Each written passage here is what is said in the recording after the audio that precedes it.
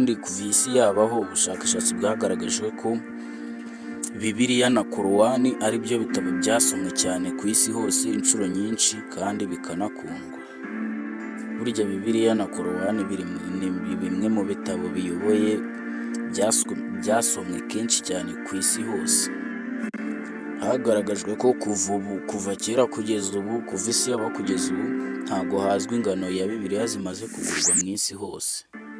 Ngo zirenga muri miliyari magana, bazina miliyari magana.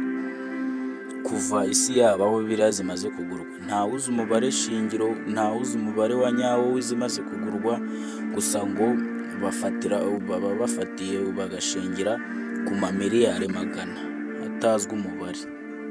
Ubundi ngo Bibiliya nicyo gitabo cyashyizwe mu ndimi nyinshi ku isi kurusha ibindi bitabo byose.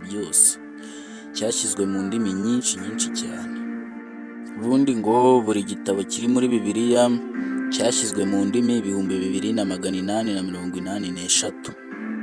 Murabyumva, izo ndimi ni nyinshi cyane. Ubundi ngo buri gihugu kirimo abakristu baba basoma Bibiliya iri mu rurimi rwabo. Mbega nyine nk'uko mu Rwanda dusoma Bibiliya iri mu Kinyarwanda, mu Bugande bakaba bafite Bibiliya yanditse mu Kigande. Nyine ariho iyo mibare yose yaturutse ko buri bitabo byose biri muri Bibiliya byagiye bishyirwa mu ndimi bitewe n'igihugu abantu babamo inshuro ibihumbi. Cyane ko ngo isezerano rishya ryonyine ryashyizwe mu ndimi 2329. Murumva ni umubare munini cyane. Isezerano rishya ryonyine.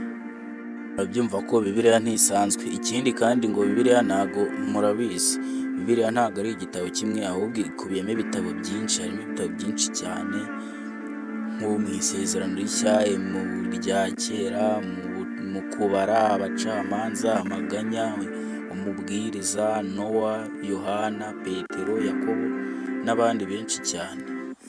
Ni ibitabo nyine byinshi bikubiyemo muri iki ngiki cyitwa Bibiliya.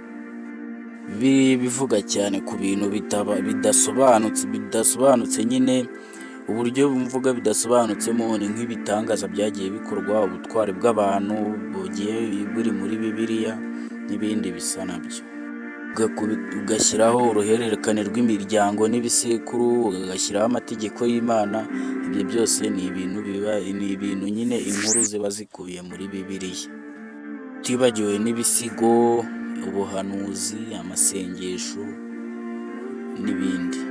Ubundi ngo izi nyandiko zose ziri muri Bibiliya zatangiye kwandikwa muri 700, mu mwaka wa 700 mbere y'uko Yesu avuka. Gusa ngo ikomeza kuva icyo gihe yandikwa mbere y'ivuka rya Yesu Kristo, yakomeje kwandikwa mu mwaka w'100 nyuma y'uko Yesu Kristo yapfaga. Ni inkuru zivuga ku Bayahudi ariko zikavuga no ku bakirisitu. Gusa nanone buriya ngo Abayahudi ntabwo bemera inkuru zivugwa muri Bibiliya nyine. Ngibyo rero ibitabo bibiri bisomwa n'imbaga nyamwinshi kuva byabaho no kuva isi yabaho. Nibyo bitabo ku isi bisomwa cyane. Niko kantu nagira ngo mbabwire. Gusa mukomeze gukanda subscribe na like, musharinge, kugira ngo ibyo bitazajya bigucika, kuko hano hazaho utuntu tw'ubwenge gusa.